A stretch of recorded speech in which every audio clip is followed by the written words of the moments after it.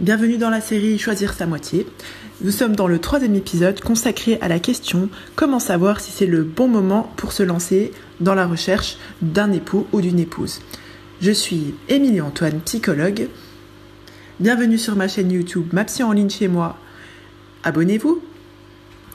Dans ce 3e épisode, nous allons traiter le questionnement suivant, à savoir comment savoir si c'est le bon moment pour se mettre à la recherche d'un époux ou d'une épouse.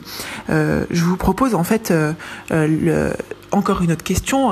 Voilà, bienvenue, je suis psychologue, on pose une question, je pose une autre question.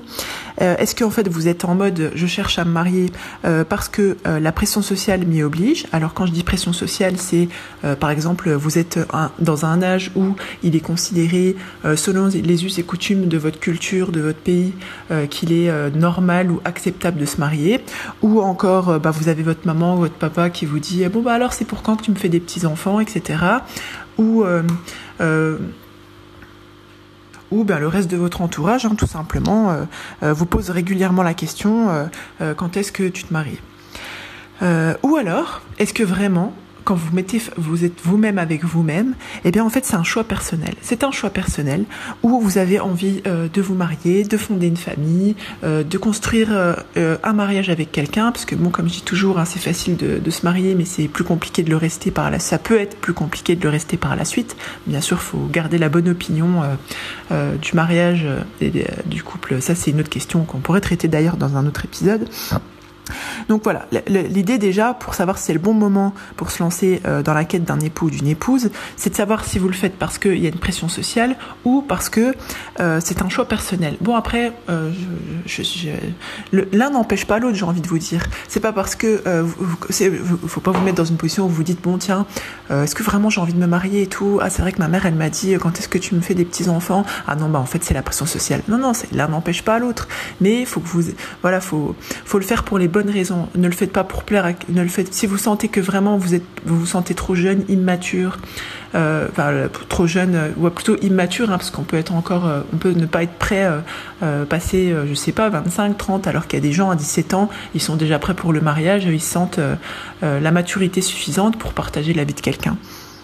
Donc voilà, comment savoir si c'est le bon moment pour chercher un époux ou une épouse? En fait, c'est vous vous sentez prêt, tout simplement. Vous, avec vous-même, vous sentez prêt. Vous sentez prêt pourquoi? Pour construire, vous sentez prêt quand vous posez les questions suivantes, pour construire une vie de couple avec quelqu'un, pour fonder une famille, pour partager un projet commun.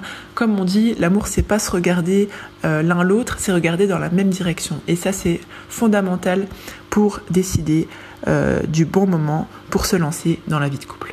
Voilà, j'espère que ces quelques conseils vous aideront à décider si vous êtes prêt ou non à vous lancer dans le mariage.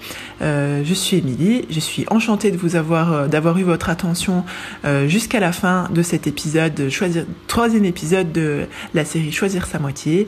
Je vous invite à vous abonner à la chaîne pour être tenu au courant des autres épisodes ou des autres thématiques, playlists. Je vous invite à me laisser un petit commentaire. Voilà, si vous voyez d'autres pistes pour savoir si c'est le bon moment ou pas, d'autres réflexions, ce que ça vous a évoqué comme remarques, etc. Vous pouvez laisser un petit pouce up comme ça, ça m'encourage pour continuer à vous donner ces petits conseils via YouTube. Et je vous dis à bientôt pour le 4e épisode de la série Choisir sa moitié.